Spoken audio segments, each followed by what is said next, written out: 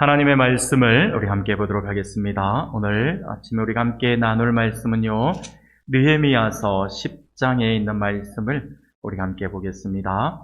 구약 성경 느헤미야서 10장 28절에서부터 39절까지의 말씀을 보겠습니다. 구약 성경 742쪽에 있습니다. 구약 성경 742쪽에 있는 느헤미야 10장 28절에서부터 39절까지의 말씀을 우리가 한 절씩 교독하도록 하겠습니다.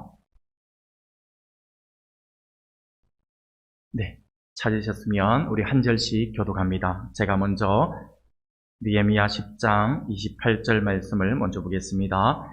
그 남은 백성과 제사장들과 레위 사람들과 문지기들과 노래하는 자들과 느디님 사람들과 및 이방 사람들과 절규하고 하나님의 율법을 준행하는 모든 자와 그들의 아내와 그들의 자녀들 곧 지식과 총명이 있는 자들은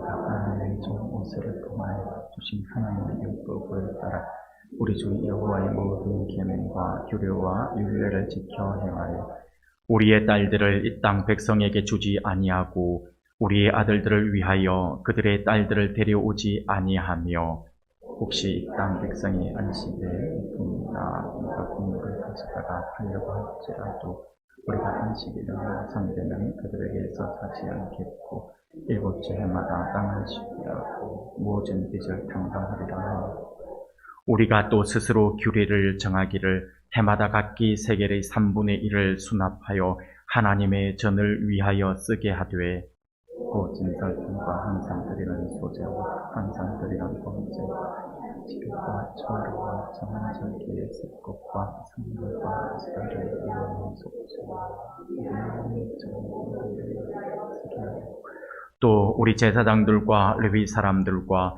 백성들이 제비 뽑아 각기 종족대로 해마다 정한 시기에 나무를 우리 하나님의 전에 바쳐 율법에 기록한 대로 우리 하나님 여호와의 제단에 사르게 하였고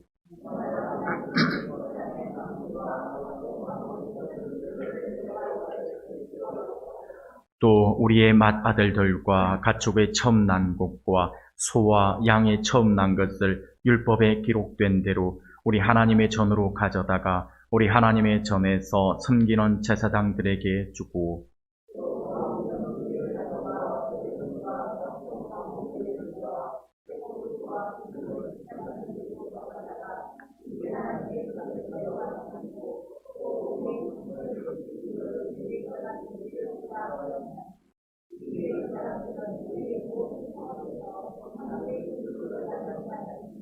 레위 사람들이 11조를 받을 때에는 아론의 자손 제사장 한 사람이 함께 있을 것이요 레위 사람들은 그 11조의 10분의 1을 가져다가 우리 하나님의 전 곳간의 여러 방에 두되 곧 이스라엘 자손과 레위 자손이 거제로 드린 곡식과 새 포도주와 기름을 가져다가 성소의 그릇들을 두는 골방 곧 섬기는 제사장들과 문지기들과 노래하는 자들이 있는 골방에 둘 것이라.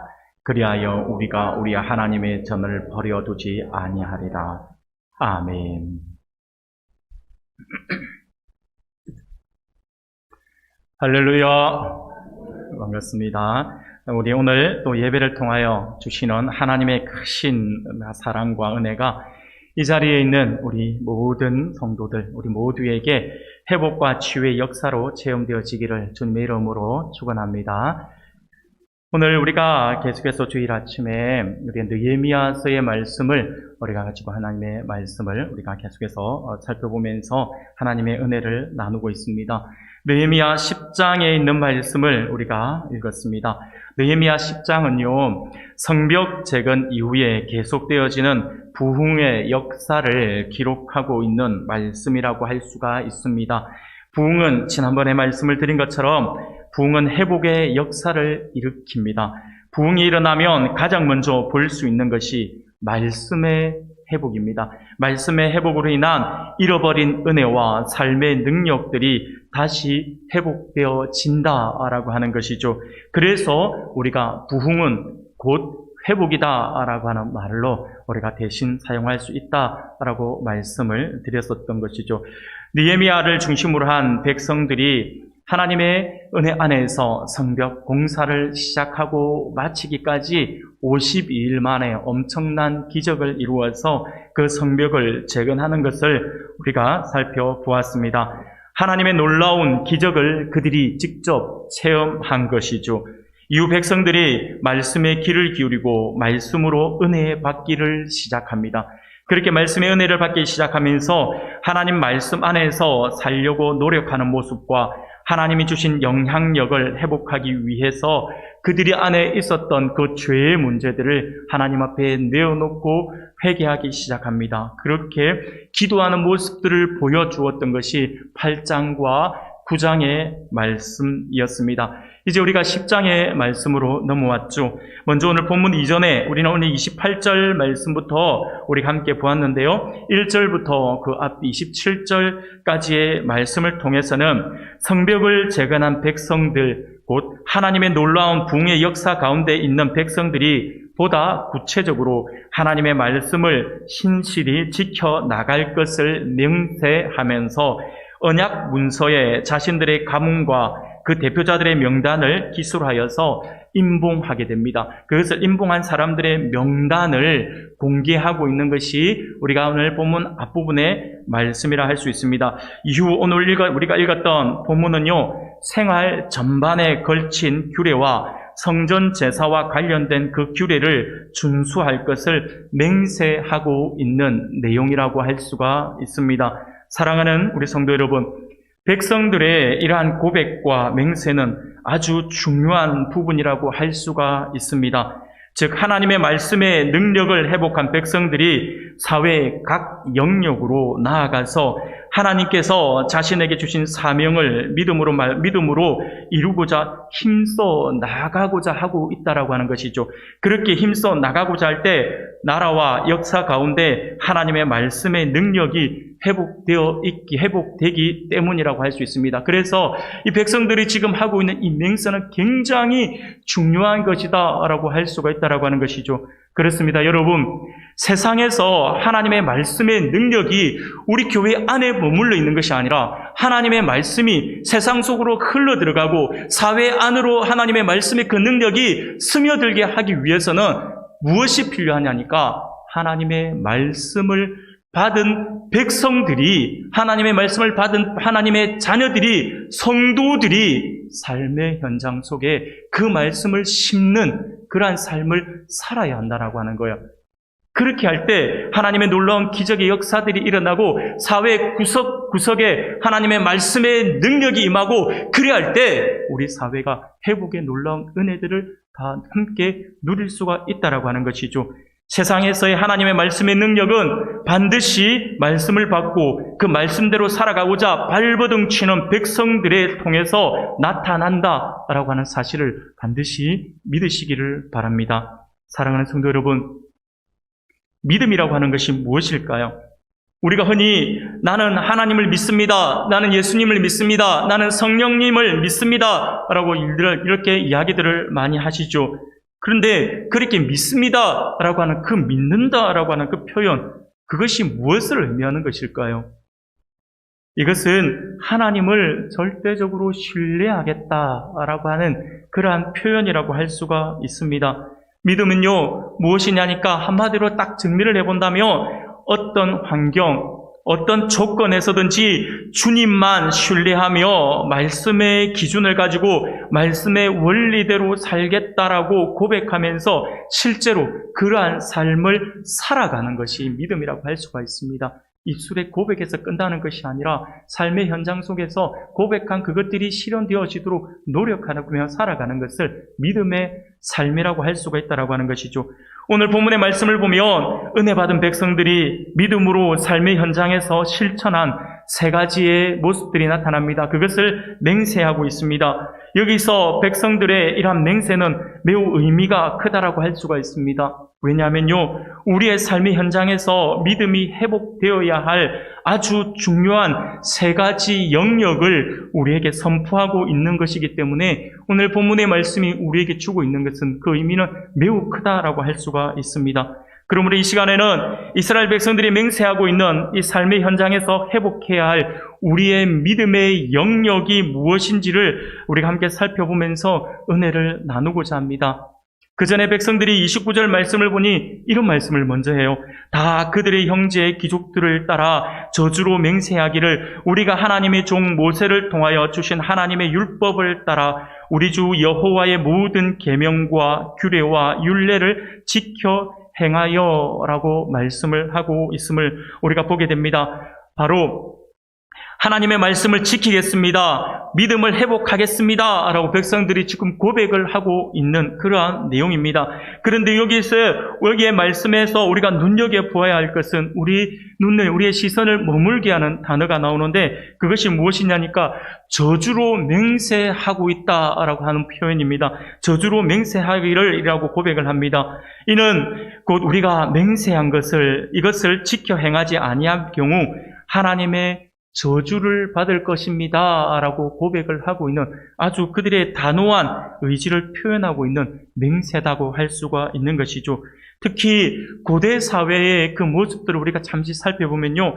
고대 사회에서는요, 언약을 체결할 때 재물을 가지고 와요. 짐승을 가지고 옵니다. 짐승을 가져와서 그 짐승을 반으로 쪼개요. 반으로 쪼개서 한쪽을 이렇게 반을 쪼개서 반을 이렇게 펼쳐 놓아요. 펼쳐 놓고 나서 그리고 언약을 향하는 언약의 당사자 두 사람이서 이 짐승을 쪼갠 그 짐승 사이로 지나가게 되어 있어요. 그렇게 지나가는 행위가 무엇을 의미하냐면 우리가 지금 서로 약속을 하고 언약을 지키는데 이렇게 언약을 했는데 우리 중에 누구 하나라도 이 언약을 어긴다든지 우리가 맹세한 이것을 지키지 아니할 경우 이 짐승처럼 쪼개어질 것이다. 저주를 받을 것이다. 라고 하는 의미를 가지고 있는 거예요. 그들이 가지고 있는 그 내용 자체가 바로 이런 거예요. 그러니까 고대의 사회에서 하고 있는 맹세나 언약이라고 하는 것은 그만큼 무서운 의미를 가지고 있습니다. 이처럼 맹세 자체 안에 이미 맹세를 어길 경우에 이 말 저주의 그런 의미가 이미 포함되어 있는 것이죠. 그런데 그렇게 포함되어 있는 그 의미를 지금 사용을 하면서 맹세를 하고 있음에도 불구하고 백성들이 이처럼 너무나도 무섭게도 저주로 맹세한다라고 하는 표현을 하고 있음을 우리가 볼 때 그들이 지금 백성들이 얼마나 단호한 자세로 맹세에 임하고 있는지를 우리가 잘 알 수 있는 부분이라고 하는 것이죠. 반드시 이것만큼은 우리가 지키겠습니다. 라고 지금 선포를 하고 있는 것입니다. 사랑하는 여러분, 그러면 백성들이 그렇게 단호하게 맹세했던 그것이 무엇일까요? 그것을 오늘 우리 본문에서 우리 오늘 본문에서 백성들이 세 가지의 부분에서 맹세를 함으로써 우리에게 보여주고 있는데요. 백성들이 맹세하고 있는 이 부분은 오늘 우리들에게도 그들에게만 소용되어지고 그들에게만 중용되한 것이 아니라 오늘 우리들에게도 매우 중요한 부분이라고 할 수가 있습니다. 조금 전에 말씀을 드린 것처럼 이것은 오늘 우리 하나님의 백성들이 하나님의 놀라운 영적 부흥을 갈망하는 성도들이 반드시 회복해야 할 우리의 믿음의 영역들이라고 할 수가 있기 때문입니다. 오늘 이 시간에는 이 본문의 말씀을 중심으로 하여서 하나님의 백성들이 회복해야 할 믿음의 영역들이 어떤 부분들인지에 대해서 우리가 살펴보면서 하나님의 은혜를 나누고자 합니다. 사랑하는 여러분, 우리가 회복해야 할 우리의 믿음의 영역이 어떤 부분일까요? 첫 번째는요, 오늘 본문에서 그렇게 말씀을 하죠. 바로 30절입니다. 우리의 딸들을 이 땅 백성에게 주지 아니하고 우리의 아들들을 위하여 그들의 딸들을 데려오지 아니하며 라고 말씀을 합니다. 쉽게 말씀을 드리면 우리의 믿음의 영역, 회복해야 할 믿음의 영역은요, 바로 혼인의 영역이라고 할 수가 있습니다. 결혼의 영역이죠. 이들이 지금 하나님의 말씀을 지키겠다, 이제 믿음대로 살겠다라고 고백하면서 제일 먼저 언약하고 있는 것이 자식들을 믿지 않는 이방 사람들과 결혼시키지 않겠다라고 고백을 하고 있습니다. 민족의 거룩성을 유지하겠다라고 하는 표현의 의미입니다. 굉장히 중요한 부분이죠. 그렇습니다. 여러분, 우리의 믿음이 회복되어야 할 첫 번째 영역은 바로 결혼의 영역입니다. 우리의 아들들과 우리의 딸들을 이방 사람들과 결혼시키지 않겠다라고 하는 말은요, 단순히 외국 사람들과 결혼시키지 않겠다라고 하는 의미가 아닙니다. 성경은 국제 결혼을 거부하고 있지 않습니다. 국제 결혼이 틀렸다라고 말씀하고 있는 것이 아니에요. 성경을 보면요, 우리가 잘 알고 있는 것처럼 모세도 이디오피아 여자와 결혼을 했지 않습니까? 우리가 지난 수요일 저녁에 지난번까지 계속해서 살펴보았던 룻기서 우리가 살펴보았죠. 룻도 결국 외국 사람이잖아요. 모압 여인이잖아요. 외국인이잖아요. 근데 그녀가 예수님의 족보에 이름이 올라가잖아요. 엄청나요. 그래, 성경에서 국제 결혼을 거부하고 있는 것은 아니다라고 하는 것을 우리가 기억해야 합니다. 그러면 이방 사람들과 결혼시키지 않겠다라고 하는 말의 의미가 뭘까요?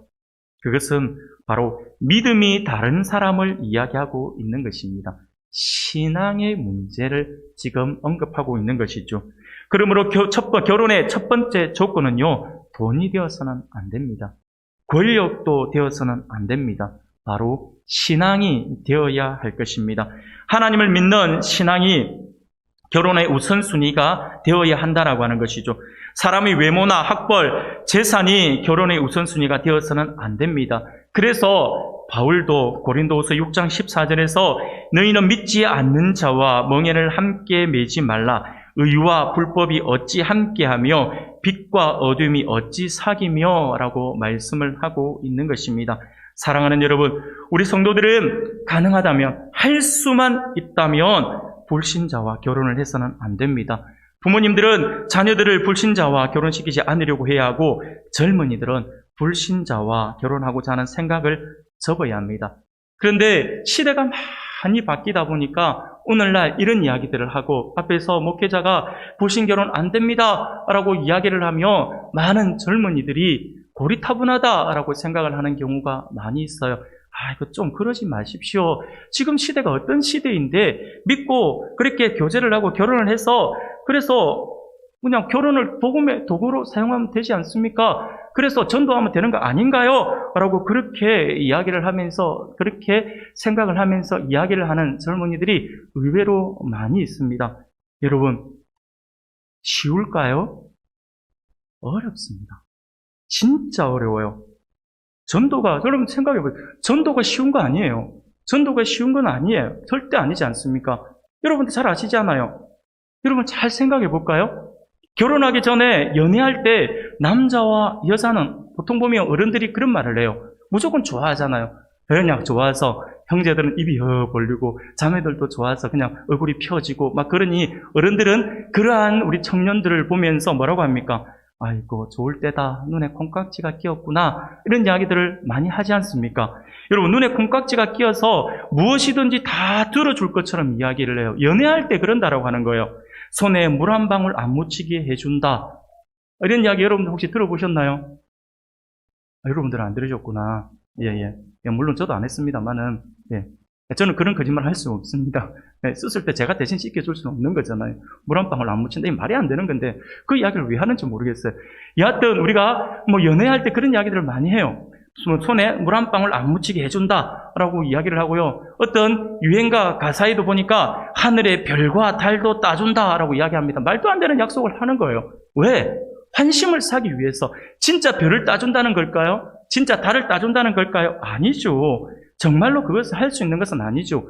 그냥 의미로 네가 원하는 것은 내가 무엇이든지 다 줄여준다 라고 하는 그 표현으로 하고 있는 말이죠. 결혼 전에요. 결혼 전에 하는 이야기예요. 연애할 때 하는 이야기지 않습니까?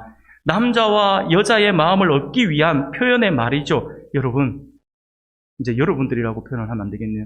예, 젊은 우리 청년 여러분, 속지 마세요. 예, 거짓말입니다. 할 수가 없는 약속을 하고 있는 것입니다. 사랑하는 여러분, 절대 안 따져요. 결혼하면 끝입니다. 결혼하고 여러분도 한번 생각해보세요. 지금 내 주변에 한번 살펴보세요. 우리 집의 아내가, 우리 집의 남편이 결혼하고 나서 지금 나를 위해서 하늘에 별을 따려고 맨날 옥상에 올라가서 잠자리 재들고 막 따려고 노력하는 거 보신 적이 있습니까? 없어요. 결혼하기 전에 한 번씩 쇼한다고 이렇게 할 수 있을지 모르지만 결혼하고 나면 그걸 왜 하냐고 막 그러겠죠. 결혼하고 나면 땡이죠. 안 합니다. 그런데 결혼하고 나서 전도를 한다고요? 안 돼요. 할 수가 없어요. 연애 시절을 별도 따주고 달도 따준다라고 할 그때에도 전도를 못했는데 어떻게 결혼하고 나서 전도를 하겠냐라고 하는 것이죠. 힘듭니다. 물론 그렇다고 해서 불가능한 건 아니에요. 가끔 그렇게 살다가 전도해서 교회 나오시는 분들도 있어요. 저는 그분들을 정말 두 손 들고 환영하고 정말 박수 쳐줘야 되고 할 수만 있다면 막 욕심이 나면 막 춤이라도 추면서 반가워해 줄 것 같아요. 진짜 어려워요. 근데 가끔가다 이런 분들이 있잖아요. 너무나도 귀한 모습이죠. 하나님의 정말 큰 은혜를 입은 겁니다. 하지만 그렇게 해서 교회 나오기 전까지 상대편 배우자는 얼마나 많은 쏙아리를 하고 있는지 몰라요. 그것으로 인해서 얼마나 많은 스트레스를 받고 그 일을 위해서 얼마나 남 모르게 뒤에서 눈물 흘리며 기도했는지 모른다라고 하는 것이죠. 제가 가르쳤던 제자들 가운데에서도 가끔 가다가 소식이 들려오며 결혼을 했는데 불신자와 결혼했다라고 하는 청년들을 종종 한 번씩 듣게 됩니다. 몇 명이 그런 친구들이 있어요. 그런데 너무나도 안타깝게도 그런 친구들 10중 8구는 현재 교회를 나가고 있지 않아요. 안 나오고 있어요. 출석을 안 한다라고 하는 거예요. 지금은 더 좋아요. 코로나 핑계대기 좋잖아요. 코로나 때문에 못 가고 있어요. 그러면 누구도 뭐라 하지 않잖아요. 근데 코로나, 말이 코로나. 핑계예요, 핑계. 사랑하는 여러분, 그 소식을 들을 때마다 너무 마음이 아픈 것 같습니다. 여러분, 믿지 않는 자와 멍에를 매지 말라라고 하는 말은요, 그만큼 어렵다라고 하는 것을 표현하고 있는 것입니다. 결혼은 단순히 남녀 두 사람의 육체의 결합이 아닙니다. 가족과 가족의 만남이죠. 이 말은 문화와 문화의 만남이라고 할 수가 있습니다. 서로 같은 문화 속에 사는 사람들도 살다 보면 성격의 차이를 느낄 수가 있습니다. 그런데 전혀 다른 문화 속에서 살던 사람이 하나가 된다라고 하는 것은 그만큼 어려운 것이죠. 물론 전혀 불가능한 것은 아니겠죠. 그러나 조금 전에도 드린 것처럼 그렇게 되기 전까지 그만큼 힘이 들고 그만큼의 갈등을 겪게 된다라고 하는 것이죠. 그런데 만약 그럼에도 불구하고 이 사람이 아니면 안 된다라고 하는 생각이 든다라고 한다면 우리 젊은이들이 아직 결혼하지 않은 우리 청년들이 그런 사람이 드는 사람을 만났으면 이 사람은 내 평생에 나의 배우자다라고 하는 나의 짝이다라고 하는 생각이 들 만큼 확신이 든다라고 한다면 하나님 앞에 기도했는데 그런 확신을 주신다 한다면 결혼하기 전에 연애할 때 전도하셔야 합니다. 연애할 때 교회 나오게 하셔야 돼요. 별도 따주고 달도 따준다 그때에 그거 따준다는데 그거 다 필요 없다고. 별도 필요 없고 달도 필요 없고 물에 손 한 방울 안 봐. 그거 다 필요 없다고. 내가 다 할게. 그 대신 내 부탁 하나만 들어줘. 같이 교회 나가자. 그래서 교회 출석해서 학습받고 세례받고 하나님의 축복 가운데서 결혼을 했으면 좋겠다라고 이야기를 하십시오. 그렇게 해야 됩니다. 그래야지만 우리의 가정이 하나님의 은혜 가운데서 그렇게 유지가 될 수 있고 은혜 가운데서 하나님의 은혜를 복을 누릴 수가 있다라고 하는 사실들을 우리가 분명히 기억해야 합니다. 이처럼 불신자와의 결혼은 단순히 결혼 하나로 끝나는 것이 아니죠. 하나님께 영광을 돌리는 삶을 살아야 하는 귀한 시간에 다른 것에 더 많은 시간을 빼앗기기 때문에 그 자체가 힘들다라고 하는 것입니다. 결혼은 같은 생각을 하고 같은 곳을 바라보고 같은 목적을 가지고 달려가도 그것이 쉽지 않은 여정이다라고 하는 것을 우리가 잘 알고 있지 않습니까? 그런데도 다른 곳을 보고 다른 생각을 하고 다른 목적을 가지고 있는 사람이 결혼을 하게 된다면 큰 어려움이 앞을 기다리고 있다라고 하는 것은 불을 보듯 뻔한 사실이다라고 하는 것입니다. 그래서 바울이 이야기를 하고 있습니다. 믿지 않는 자와 멍에를 함께 매지 말라라고요. 사랑하는 여러분, 지금 이스라엘 백성들이 그것을 지금 이야기하고 있는 것입니다. 단호하게 끊겠다라고 맹세하고 있는 것이에요. 당시 이방 사람들과 이방 여인들과 이방 여인들과의 결혼 그 자체로 끝나지 않고 대부분 어떤 현상이 벌어졌냐니까 사위를 구했으면 이방 사람을 믿지 않는 사람을 사위로 구했으면 그 사위의 영향 아니면 믿지 아니하는 며느리를 보았다라고 한다면 그 며느리들의 영향 그들이 섬겼던 우상을 따라 섬기는 악행으로 이어졌다라고 하는 거예요. 백성들 가운데서. 이처럼 율법에서 엄히 금하고 있으며 이스라엘 역사를 통해 심각한 폐해를 끼쳤던 이방인들과의 통혼은 결코 용납할 수 없는 범죄 행위였습니다. 이스라엘 내에서 마땅히 근절해야 되는 그러한 것이었죠. 이스라엘 백성들은 이미 역사적으로 백성들이 계속해서 그렇게 해왔다라고 해서 그들이 망하는 삶을 살았다라고 하는 것을 알고 있었고요. 결국 솔로몬 왕이 그 일 때문에 결국 나라가 둘로 쪼개지는 그런 아픔을 겪게 되었다라고 하는 것을 백성들이 알고 있잖아요. 그것을 잘 알고 있기 때문에 이것을 근절하겠다라고 이야기하고 있는 것입니다. 이스라엘 백성들은 하나님의 율법 준수를 맹세하면서 이를 가장 먼저 언급하고 있는 것이죠. 가정이 살아야 교회가 살고 가정이 살아야 나라가 산다라고 하는 것. 그것을 가장 먼저 그들이 기억했기 때문에 가정 회복에 대해서 먼저 선포를 하고 있는 것이죠. 믿음의 영역, 바로 가정, 믿음의 영역, 결혼, 이 부분들을 먼저 회복하겠다라고 그들이 선포를 하고 있다라고 하는 것입니다. 두 번째로 우리가 회복해야 될 믿음의 영역이 무엇일까요? 그것은요, 주일 성수입니다. 주일 성수의 영역을 회복해야 한다라고 말씀을 하고 있습니다. 31절 말씀을 제가 한번 읽어드리겠습니다. 혹시 이 땅 백성이 안식일에 물품이나 온갖 곡물을 가져다가 팔려고 할지라도 우리가 안식일이나 성일에는 그들에게서 사지 않겠고 일곱째 해마다 땅을 쉬게 하고 모든 빚을 탕감하리라 하였고 라고 말씀을 합니다. 절대로 믿지 않는 사람과는 결혼을 시키지 않겠습니다. 하나님에 대한 믿음을 결혼에서부터 회복하겠습니다. 결혼에서부터 하나님을 신뢰하겠습니다. 라고 고백한 백성들이 그 다음에 이 백성들이 그 다음에 고백하고 있는 것이 안식일과 안식년에 대한 고백입니다. 사랑하는 여러분, 안식의 의미가 무엇일까요? 이 안식은 누구를 위한 안식일이고 안식년은 누구를 위한 안식년일까요? 쉽게 말해서 장사하는 분들이 주일에 왜 가게 문을 못 닫고 있는 것일까요? 바로 내가 중심이 되어버렸다라고 하는 거예요. 내가 중심이 되어버린 거예요. 이것이 정말 중요합니다. 하루라도 더 벌어야 한다라고 하는 것이죠. 지금 살기도 힘들고 경제도 어려운데 주일에 문 닫으면 손해를 본다라고 하는 것이죠. 손님들이 많이 오는 날 문을 닫으면 그만큼 수입이 줄어든다라고 하는 계산에 따라서 주일 성수, 주일에 문을 열고 주일에 일을 하고 학생들은 주일에 교회 오지 않고 공부하고 하는 일들이 벌어진다라고 하는 것입니다. 그런데 성경에서 말하고 있는 안식일의 의미가 뭘까요? 진짜 안식일의 의미는요, 하나님을 신뢰한다라고 하는 믿음의 표현입니다. 안식일이 바로 그런 표현이에요. 오늘 우리로 치면 주일 성수가 다른 말로 하면 하나님을 100% 신뢰한다라고 하는 믿음의 표현이 온전한 주일 성수라고 할 수가 있습니다.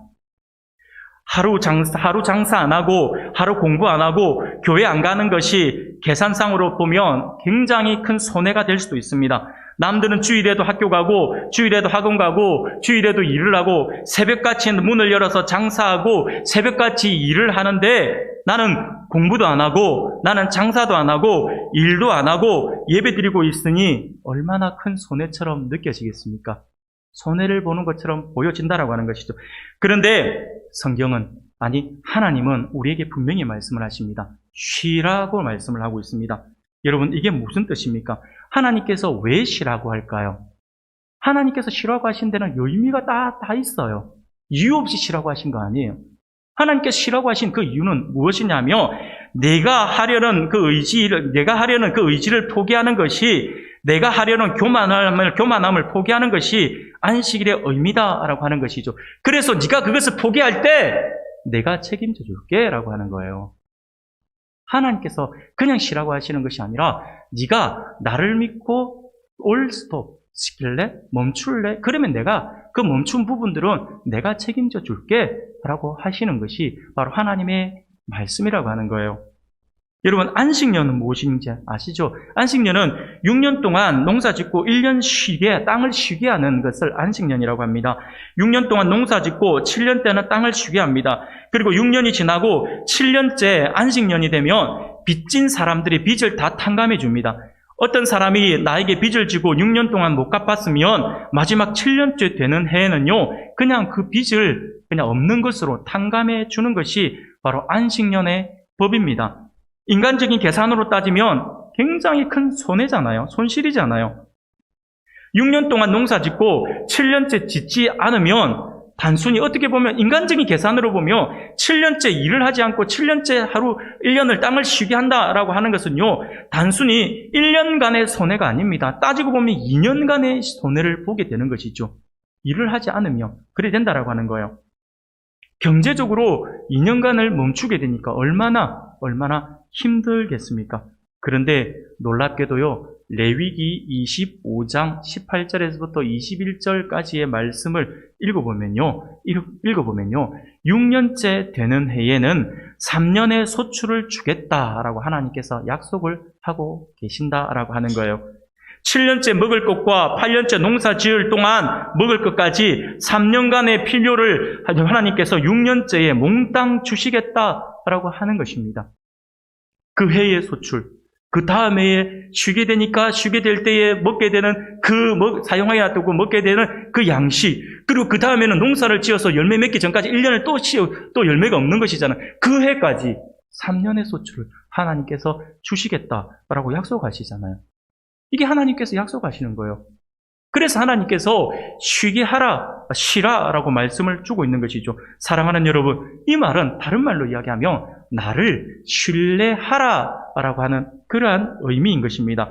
내가 열심히 한다고 해서 농사 잘 짓는다고 해서 축복이 있는 것이 아니라 나를 향한 믿음이 있을 때, 나를 향한 신뢰가 있을 때 바로 나의 복이 너희에게 임하게 될 것이다 라고 말씀을 하고 있는 것이죠. 사랑하는 우리 성도 여러분, 어떻게 보면 우리의 교만함을 깨뜨리는 가장 좋은 방법이 안식일을 지키는 것이라고 할 수가 있습니다. 바로 내 생각을 내려놓는 것이기 때문에 그런 것이죠. 내가 주일에까지 장사를 해서 많은 수익을 얻었다가 아니라 내가 주일에 안식하며 하나님에 대한 예배의 우선권을 두니까 하나님이 나를 축복하셔서 이렇게 은혜를 주셨다라고 하는 겸손한 고백을 하게 된다라고 하는 것입니다. 사랑하는 성도 여러분, 온전한 주일 성수를 하는 백성들이 되시기를 바랍니다. 안식일을 통해 하나님을 신뢰하는 믿음을 회복할 수 있기를 바랍니다. 이스라엘 백성들이 안식일을 지키겠습니다, 안식년을 지키겠습니다 라고 믿음의 회복을 고백하고 있는 이유가 바로 여기에 있는 것입니다. 주일에 남들 일하고 장사할 때 내가 온전히 주일 성수하는 분들이 계신다면 그분들은 반드시 기억할 수 있기를 바랍니다. 예배드리는 백성은 절대로 망하지 않습니다. 예배에 실패하지 않고 성공하는 사람들은 절대로 망하는 삶을 살지 않는다라고 하는 사실을 기억할 수 있기를 바랍니다. 하나님을 신뢰하는 백성들은 하나님께서 복을 주시기 때문이죠.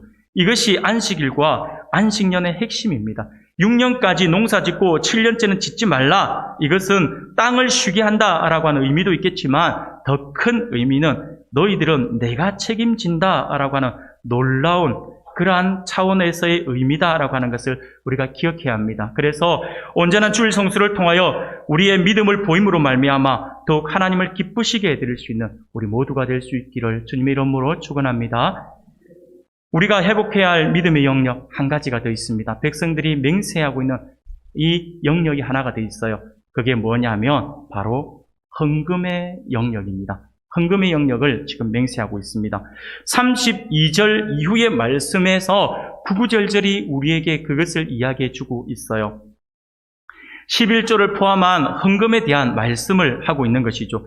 이스라엘 백성들은 물질에 대해서도 하나님을 향한 믿음을 회복하기를 원했습니다. 하나님은 돈이 없으신 분이 아니죠. 하나님께서 궁핍하신 분이 아니에요.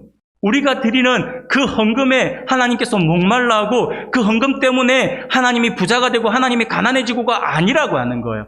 하나님은 돈이 없어서, 하나님 재물이 없어서, 하나님이 부하지 못해서 우리들에게 헌금을 이야기하고 있는 것이 아닙니다. 문제는 뭐냐면 돈을 믿느냐, 하나님을 믿느냐라고 하는 거예요. 마태복음 6장 24절을 보면 이렇게 말씀을 해요. 한 사람이 두 주인을 섬기지 못할 것이니 혹 이를 미워하고 저를 사랑하거나 혹 이를 중히 여기고 저를 경히 여김이라. 너희가 하나님과 재물을 겸하여 섬기지 못하느니라 라고 말씀을 하십니다. 여기서 말하는 두 주인이 누구입니까? 바로 하나님과 재물을 이야기하는 것입니다. 재물이라고 하는 단어는요, 아람어로 맘몬이라고 하는 단어입니다. 이 맘몬은요, 재물을 다스리는 신의 이름이에요. 곧 돈의 신의 어떤 지배를 받겠느냐, 아니면 하나님의 지배를 받겠느냐라고 하는 것이죠. 우리는 하나님의 지배를 받기를 원해야 합니다. 돈에 대해서도 물질에 대해서도 하나님을 향한 믿음을 회복할 수 있기를 바랍니다. 그래야지만 우리가 더 건강할 수가 있고 더 하나님 앞에서 자유할 수가 있어요. 하나님은요, 그렇게 자유한 이 재물에 대해서 자유한 그 영혼에게 하나님께서 더 좋은 것을 맡겨주세요. 생각을 해보세요. 여러분들에게 복을 주시고 여러분들에게 재물을 주셨는데 그것을 어찌 쓸 줄 몰라가지고 벌벌 떨고 있으면 그 사람에게 돈을 맡기고 싶겠습니까? 안 하죠. 그런데 이 돈은 어쨌든 간에 왔다가 다시 없어지는 것이고 다시 쓰면 더 풍성해지는 것이라고 하는 것을 알고 계속해서 돈 하나 쓰는 것에 벌벌 떠는 사람이 아니라 그것을 가지고 어떻게 쓰든지 하나님을 위해서 자유롭게 쓰는 사람이라고 한다면 하나님께서 그 사람에게 더 많은 것을 맡기지 않겠습니까? 여러분들이 일 맡길 때도 똑같은 거예요. 생각을 해보십시오. 자녀들에게 용돈을 주는데, 자녀들이 어릴 때 용돈을 주는데, 한 녀석은 돈 10,000원만 줘도 한 5만 원씩 주다가 5만 원 주면 이 돈을 어찌할 줄 몰라가지고 벌벌 떠는 친구가 있는 반면에, 하나는 5만 원을 딱 주니까 이거 가지고 내가 딱 분산을 하는 거예요. 너가 11조는 어떻게 하고, 내가 이걸 헌금을 하고, 내가 이걸 어떻게 쓰고, 이걸 어떻게 딱딱 나누어서 굉장히 규모 있게 돈에 매이지 않고 어떻게 해야 할 것인가, 무엇을 해야 될 것인가에 대해서 매여서 다 계획을 하고 있는 우리 자녀를 보면 어떻게 또 어떤 생각이 드나요? 든든한 생각 들지 않나요? 아, 더 많은 것을 맡겨도 되겠네라는 생각 안 드는가요? 하나님도 마찬가지라고 하는 거예요. 그래서 재물에 대해서 벌벌 떨고 있고 돈 쓰는 거에 대해서 벌벌 떨고 있는 사람에게는 더 큰 거 맡기기 힘들어요. 딱 그만큼밖에 못 맡겨요. 근데 여유 있게 굉장히 이렇게 그걸 가지고 어떻게 해서든지 이렇게 하겠다라고 하는 그 사람이라고 한다면 그것을 가지고 하나님을 위해서 어떻게 나를 위해 쓰겠다가 아니라 하나님을 위해서 어떻게 쓰겠다라고 하는 것들을 잘 계획하고 규모 있게 사용하는 사람이라고 한다면 하나님께서 지금보다 더 큰 것을 맡겨주세요. 그렇게 조금씩 늘려나간다라고 하는 것을 여러분들이 기억하셔야 할 것입니다. 그것이 돈의 지배가 아니라 하나님의 지배를 받는 사람들의 모습이다라고 하는 것을 기억할 수 있기를 바랍니다. 사랑하는 여러분, 여기서 왜 돈 이야기를 하는 것일까요? 이것을 우리가 알아야 합니다. 우리가 오늘 본문에도 11조에 대한 이야기들을 아주 엄격하게 말씀을 하고 있습니다. 11조에 대한 생각을 할 때 이것을 우리는 11조에 대해서 우리가 생각할 때 이 11조를 우리는 헌금의 한 부분이라고 생각을 해요. 하지만 저는 냉정하게 보기를 원합니다. 저는 11조는 헌금이라고 생각하지 않습니다. 11조는 헌금의 개념 속에 포함을 시켜서는 안 됩니다. 헌금이라고 하는 것은요, 내가 가지고 있는 것을 하나님 앞에 내어놓는 것이에요. 하나님께 드리는 것이에요. 근데 11조는 내가 가지고 있는 것을 하나님께 드리는 개념이 아니에요. 11조는 처음부터 내 것이 아닙니다. 하나님의 것이라고 하나님께서 말씀을 하시지 않습니까? 11조는 그래서 헌금이 아니에요. 우리의 신앙에서 하나님을 신뢰하는 중요한 믿음의 표현이 바로 11조라고 할 수가 있습니다. 그러므로 11조는 어떻게 보면 헌금과 분명히 구별되어야 합니다. 여러분, 한번 제가 질문을 해볼까요? 나에게 10개의 수입이 있다고 할 때 그 가운데 하나님의 것은 몇 개일까요? 어렵죠. 네, 굉장히 어려운 문제를 제가 냈기 때문에 여러분들 어렵게 생각하시는데 아마 너무 쉬워서 10개 중에서 하나님의 것을 우리는 몇 개라고 생각합니까? 한 개라고 보통 생각을 하죠. 그러나 진짜 답은요, 한 개가 아니라 10개 모두 다입니다. 모두가 다 하나님의 것이다 라고 하는 것이 하나님께서 허락하지 않으시면요, 우리에게 띄워질 수 없는 거예요. 여러분들이 암만 열심히 일해보세요. 여러분들 암만 열심히 해보세요. 하나님께서 허락하지 않으면 돈 못 받아요. 여러분들 열심히 일을 했는데, 여러분 직장에서 열심히 일을 했어요. 근데 갑자기 회사가 부도가 나버렸어요. 미안하다, 임금 못 준다. 잃어버리면 어떡할 거예요? 못 받는 거예요. 내가 일을 해서 받는 것이 대가라고 생각하지만 하나님께서 허락하지 않으시면 그것이 우리에게 주어지지 않는 것이다라고 하는 사실들을 우리가 기억해야 합니다. 10개 중에 하나를 주님께 드림으로써 10개가 다 주님의 것이다라고 고백하는 그 행위가 바로 11조라고 하는 개념입니다. 그래서 우리는 처음부터 11조는 하나님의 것이다라고 하는 것을 우리가 분명히 기억해야 합니다. 그래서 우리가 다른 개념으로 접근을 했으면 좋겠습니다. 우리가 하나님께 10개 중 하나를 드리는 것이 11조가 아니라 처음부터 하나님께서 하나님의 것 10개 중에서 9개를 우리에게 주는 날이 11조다라고 하는 것을 기억하시기 바랍니다. 아, 우리가 9개를 받은 날이구나 라고 생각하셔야 돼요. 전부 다 받아서 내가 드리려고 하니까 자꾸 힘든 거예요. 내가 드리려고 하면 집에 일이 생기고 내가 이 11조만 내가 하루 날 안 드리면 우리 아이 학원 한번 보낼 수 있는데 이런 생각이 드는 거예요. 근데 그것이 내 것이 아니면 여러분 아무리 내가 궁핍하고 아무리 내가 힘들어도 우리 아이 학원 보내기 위해서 옆집 가서 남의 집 돈 훔쳐가가지고 학원 보내는 부모가 있습니까? 없잖아요. 근데 하나님의 것은 우리가 그렇게 쉽게 생각한다니까요. 그래서 11조는 드리는 개념이 아니라 하나님께 9을 받는다는 개념으로 우리가 접근을 해야 할 것입니다. 그러면 이렇게 이야기하는 사람이 있겠죠. 아니 그러면 처음부터 그것을 떼어서 주시면 되는 것 같은데 같이 묶어서 주고 나서 그것을 하나님께 드리냐 안 드리냐 때문에 우리를 시험에 들게 할 필요가 무엇인가? 처음부터 그만큼 하나님께서 떼시고 우리에게 이걸 주면 되는 거 아닌가라고 생각을 할 수 있잖아요. 그런데 그것이 아니에요. 왜 하나님께서 우리에게 10개를 주고 하나를 돌려받기를 원하시냐면 그것이 바로 우리 믿음에 대한 테스트이기 때문에 그래요. 무슨 테스트냐면 내가 이 모든 것들이 하나님께서 주셔야지만 받을 수 있는 것입니다라고 하는 것들을 내가 믿고 나에게 주신 이 모든 것이 하나님의 것입니다라고 하는 것을 고백하는 행위로서 그 부분의 한 일부분인 11분의 1을 떼어서 하나님 앞에 드린다라고 하는 것이 그 믿음의 행위, 그 믿음의 영역이 회복되는 그 모습을 하나님께서 보시고 싶어 하시는 것이죠. 그래서 11조를 우리에게 요구를 하고 있는 것이다 라고 하는 것을 기억할 수 있기를 바랍니다. 11조는 어떻게 보면 하나님을 신뢰한다 라고 하는 믿음의 고백이라고 할 수 있습니다. 11조는 곧 주님 내가 믿습니다. 이 모든 것이 주님의 것입니다 라고 하는 믿음의 고백이라고 할 수가 있는 것이죠. 그런데 가끔 또 이런 분들도 있어요. 지난번에도 한번 말씀을 드렸는데 이렇게 생각하는 분들이 있더라고요. 11조를 본인이 섬기는 교회에 하지 않고 다른 교회나 선교 단체로 보내는 분들이 가끔씩 보다 보면 있어요. 여러분 어떻게 생각하시는가요? 지난번에도 한번 말씀을 드렸죠. 옳지 않습니다. 제가 왜 이야기를 하냐면 앞에 있던 교회에서 우리 청년 하나가 저에게 찾아왔어요. 찾아와서 저에게 질문을 하는 거예요. 어떤 질문을 하냐니까 목사님 우리 교회는 규모가 좀 있는 교회라서 저의 11조는 얼마 되지 않지만 제 11조가 한다고 해서 우리 교회가 뭐 구해주고 우리 교회가 어려워지고 하는 건 아니니까 저의 11조를 가난한 교회, 개척교회, 선교지는 너무 힘들잖아요. 선교 현장에다가 제가 보내드리는 것이 어떨까요? 라고 저에게 물어보는 거예요. 그래서 제가 그 이야기를 듣고는 참 귀한 마음이네 라는 생각을 했어요. 그러면서 이 친구에게 참 귀한 마음을 가졌다. 그런데 내가 하나만 물어보자 라고 했어요. 그래서 내가 물어봤어요. 11조는 누구 거야? 라고 물어봤어요. 물어봤더니 이 친구가 조금의 망설임도 없이 바로 하나님의 것이죠 라고 이야기를 하더라고요. 그래서 제가 그래 하나님께서 너에게 그 마음을 주신 것은 참 귀한 마음이다.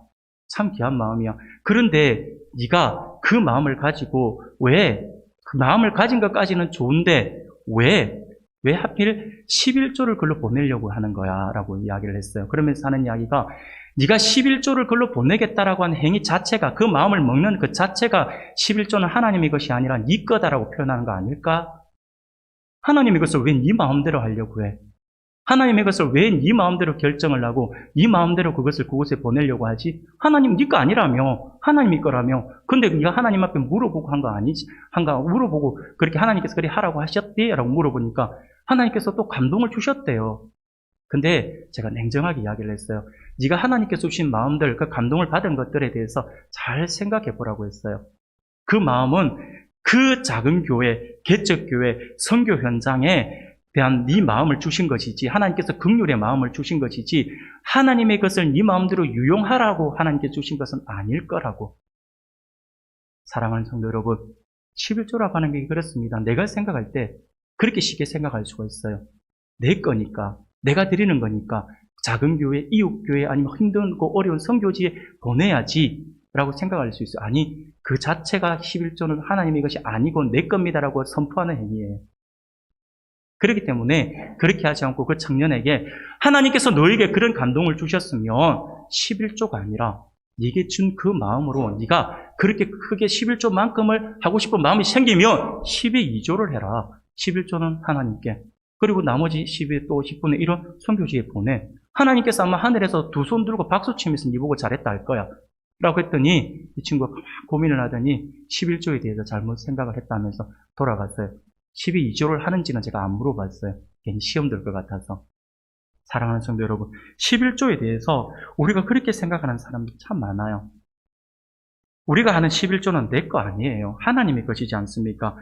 우리의 모든 것이 하나님의 것임을 고백하는 행위가 바로 11조입니다. 물론 이런 경우들도 있을 수 있어요. 이사를 하는 경우 있을 수 있잖아요. 이사를 해서 아직 적을 두지 않았어요. 교회에 아직 출석을 하긴 하는데 여기 교회 가보고 저기 교회 가보고 여기 교회 가보다 보니까, 근데 그 사이에 내가 수입이 생겼어요. 그럼 이 11조를 어떻게 해야 될까? 여기 교회 드리기도 그렇고 여기 교회 드리기도 그렇고 여기 교회 드리기도 그렇고 어떻게 해야 되지? 그럴 땐 아직 내가 적을 두지 않고 있기 때문에 그분들은 작은 교회나 아니면 선교지나 이렇게 보낼 수는 있어요. 그러나 내가 적을 두고 있고 소속되어 있는 교회가 있다라고 한다면 당연히 11조는요 본 교회에 드려야 합니다. 그것이 주님의 몸된 교회에 대한 성도의 책임이며 의무다라고 하는 사실들을 기억할 수 있기를 바랍니다. 사랑하는 성도 여러분, 그렇습니다. 11조에서부터 우리의 믿음을 회복할 수 있기를 바랍니다. 주님의 것을 인정하고 드리는 믿음은 곧 하나님이 나를 책임지신다라고 하는 믿음이죠. 그래서 말라기서 3장 10절에도 보면 만군의 여호와가 이르노라 너희의 온전한 11조를 창고에 들여 나의 집에 양식이 있게 하고 그것으로 나를 시험하여 내가 하늘 문을 열고 너희에게 복을 쌓을 곳이 없도록 붙지 아니하나 보라라고 말씀을 하고 있습니다. 유일하게 하나님께서 주 너희 하나님을 시험치 말라라고 하셨던 그 하나님께서 유일하게 나를 시험하여 보라라고 말씀을 하고 있는 거예요. 하나님께서 한번 테스트 해보라는 거예요. 여러분, 감히 사람이 하나님을 테스트할 수 있습니까? 없어요. 그런데 하나님께서 테스트 해보라는 거예요. 온전한 11조를 드렸을 때 내가 너희에게 복을 주는지 안 주는지 한번 봐라 라고 하는 것이죠. 사랑하는 여러분, 계산상으로는요 11조는 마이너스 같아요. 그러나 성경을 보면요 무엇이라고 말씀을 합니까? 세상적으로 보면 마이너스처럼 보이지만 그것이 결국에는 이 11조는요 30배, 60배, 100배의 복을 누리게 되는 씨앗이다라고 하는 것을 우리에게 말씀을 주고 있습니다. 그래서 11조를 심는다라고 하는 표현을 하고 있는 것이죠. 이것이 믿음입니다. 이 믿음의 영역을 우리가 회복해야 한다라고 하는 것이죠. 사랑하는 성도 여러분, 아무쪼록 오늘 하나님께서 우리에게 주시는 귀한 말씀을 기억할 수 있기를 바랍니다. 믿음은 어떤 환경, 어떤 조건에서든지 주님만 신뢰하고 말씀의 원리대로 살겠다라고 고백하며 실제로 그러한 삶을 사는 것이다라고 하는 것을 잊어서는 안 될 것입니다. 그러므로 우리는 우리의 삶 속에서 회복해야 할 믿음의 영역들을 다시 한 번 더 확인하여 회복할 수 있기를 주님의 이름으로 축복합니다. 그러기 위해 믿음의 결혼의 조건의 우선순위가 될 때 하나님께서 우리 가정의 주인이 되고 우리 가정을 축복해 주실 것이라고 하는 그 믿음을 회복해야 하는 것이죠. 바로 이것이 바로 믿음, 우리 결혼 안에서 이루어져야 될 우리의 믿음의 회복이죠. 또한 온전한 주일 성수를 하게 될 때 나의 인생을 하나님께서 책임져 주실 것이다 라고 하는 믿음을 회복하여서 하나님의 은혜를 경험할 수 있기를 바랍니다. 그리고 온전한 11조는 하나님을 온전히 신뢰한다라고 하는 믿음의 고백임을 알아서 나의 모든 것이 하나님의 것이다라고 하는 믿음을 회복하여 온전한 예물 드림을 통하여 하나님을 기쁘시게 해드릴 수 있는 우리 모두가 되기를 소원합니다. 아무쪼록 사랑하는 성도 여러분, 오늘 하나님께서 우리에게 주신 이 말씀들을 우리가 살펴본 이 세 가지의 영역이 바로 하나님의 영적 부흥을 갈망하는 우리들이 삶의 현장에서 회복해야 할 그러한 믿음의 영역이다라고 하는 사실들을 알아서 이것을 회복하여 하나님의 영광을 드러낼 수 있는 우리 은강교회 성도님들이 다 될 수 있기를 주님의 이름으로 축원합니다. 아멘.